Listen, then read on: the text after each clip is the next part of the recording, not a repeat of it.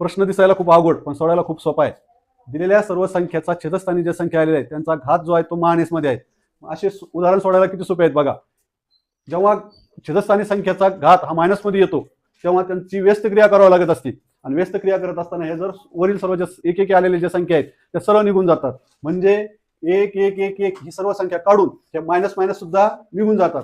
मग अशा वेळेला 4चा वर्ग, 5चा वर्ग, 6चा वर्ग आणि 3चा वर्ग एवढ्याच संख्या उरतात. म्हणून आपण त्या मांडून घेऊ. 4चा वर्ग प्लस 5चा वर्ग प्लस 6चा वर्ग प्लस 3चा वर्ग.